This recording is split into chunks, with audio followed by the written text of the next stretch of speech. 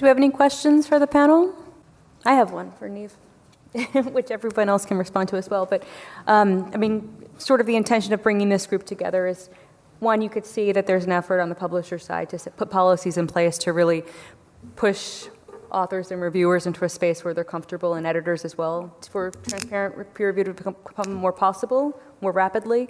And then you have technology providers kind of trying to create these solutions that actually make it more cost efficient and just sensible altogether. But what do you see as sort of the thing that needs to happen that will really enable this really rapid change, or combination of things to get to that tipping point? Because it's been quite a while and it still hasn't really taken hold. So I guess I think it's a combination of three things, really, but they're not entirely separate. I think there is a real piece of work for publishers to do around engaging our communities with feeling comfortable with having those reports be available, and for editors in particular to feel that they are not going to kind of be attacked or suddenly find that people are criticizing every decision they've made as a result of people being able to see how that process has worked. And I think as publishers, it's really important that people know that they have our support and that we are there if any of that happens, to actually back up the decisions that they've made, and that that relationship is really important as part of that. And I think that's something not to be underestimated, because I think if fundamentally we are here to help researchers share their research, and if they don't want to do that, then we can't force them, and that's not our role. So I think it's really important for us to take the time to explain that value and what's in it for them. I think as I think we've all mentioned, the amount of time and the total clunkiness of the process for a lot of people is a huge challenge. So I think there is a real systems aspect to that, and then kind of having those kind of standardization that kind of brings on to the third part, which kind of brings it back in a circle to the point about the researchers, which is having it be something that's actually usable, that people are able to read easily, that they feel there is a value in them looking for, that actually adds to their research. And there are some examples, none of which, unfortunately, I can't remember off the top of my head, but I know there are examples of people actually using peer review reports and kind of quoting those in future pieces of research. And I think seeing them used in that way and actually seeing them be of value to funders is going to be an enormously important part of seeing a change in behaviour on the part of the research community. I think that's an excellent point around the DOI assignment and citation in that way. Any questions from you? Heather's got a question. Heather? Janine, poor Janine.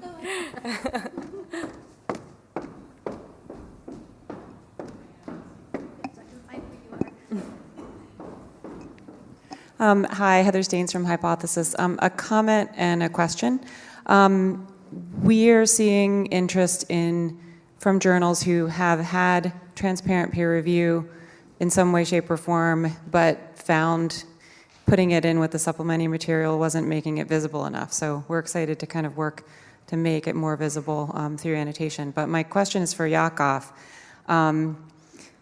What, and the uptake of the annotation as part of peer review, do you see like a generational split? Is there any resistance by maybe older peer reviewers who want to do things the way they've always done it, or folks who want to peer review offline and need to do it on the HTML? And what are you hearing from the folks who've used it?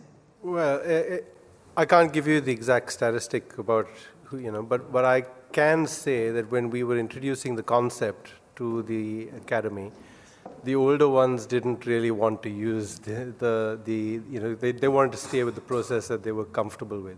They liked the interfaces, but they wanted to stay with the old process. The younger ones loved it. So I definitely think there's a generational bias towards using annotation and, and using the links and, online and that kind of stuff.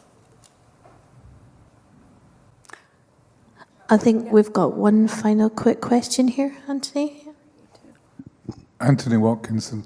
A quick question. Do we know if anybody responsible for promotion, tenure, grants and so on is taking any notice of the peer review reports? I mean, one likes to think they might do, but are they at all? Do we know? I know the NIH are considering it, from the workshop that was held earlier in the year. So certainly they are.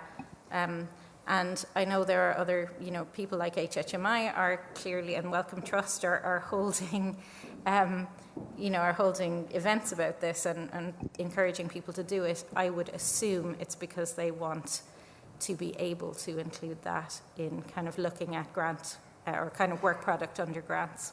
So I think the answer is yes, but I think we'll have to see how that actually kind of turns into some concrete expectations, if that makes sense. I just have one quick question. Oh, Andrew, were you going to say something? It's for you, so I'll follow up if you are. I was just going to follow up on that, but it's not. Do it. You must do it. It feels a little bit like one of those chicken and the egg situations. Yeah. Once it's available, you use it. It's not available, you can't. I'm just going to relate an anecdote. We have all sorts of types of researchers sign up to Publons. Many of them are more senior researchers, somewhat surprisingly. And many of them have done hundreds of reviews and need help adding them. So they'll get in touch with us and we'll go through the process of adding the reviews. One particular gentleman a little while ago needed help adding something like 110 +1 reviews, actually. So we helped him, we got them on there, and we asked, where did you hear about Publons? And he said, well, I'm on the hiring committee at my university. And 2 people now in the current round have submitted Publons records with their application. I think it's fantastic. It was really useful. It's what we need, so I want my own one now. So that's kind of towards a solution to the chicken egg problem. I'll save it. I'll ask you after. Okay. Thank you. Thank you very much.